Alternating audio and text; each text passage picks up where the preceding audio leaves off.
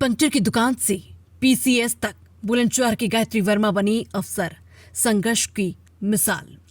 उत्तर प्रदेश के बुलंदशहर से एक प्रेरणादायक खबर सामने आई, जहां एक साधारण परिवार की बेटी ने अपनी मेहनत और लगन से बड़ा मुकाम हासिल किया। पंक्चर की दुकान चलाने वाले राजकुमार की बेटी गायत्री वर्मा ने यूपी पीएससी परीक्षा में सफलता प्राप्त कर पीसीएस अधिकारी बनकर पूरे क्षेत्र का नाम रोशन कर दिया। गायत्री वर्मा ने इस प्रतिष्ठित परीक्षा में 210वीं रैंक हासिल की। उनकी सफलता ने यह साबित कर दिया कि हालात चाहे जैसी भी हो, अगर इरादे मजबूत हो तो कोई भी लक्ष्य हासिल किया जा सकता है। उनके पिता राजकुमार बुलंदशहर में एक छोटी सी पंक्चर की दुकान चलाते हैं और उसी के भीतर चाय की दुकान भी संभालते हैं।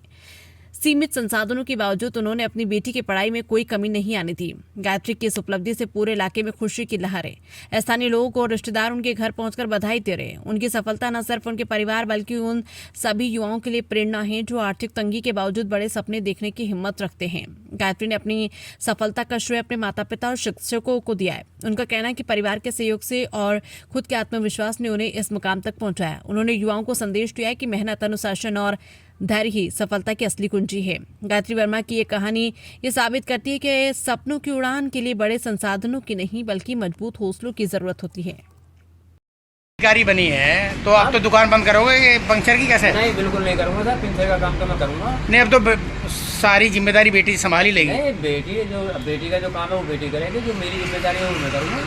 नहीं, अब तो बेटी सरकारी सेवा में है तो बेटी तो बाकी आपके परिवार को भी, आपके बेटे को भी, बेटी को भी, परिवार को भी पूरा सपोर्ट करनी चाहिए। सपोर्ट तो वो करेंगे। अभी तो मेरे 2 बच्चे और रह गए हैं, उन्हें भी कामयाब कराना है।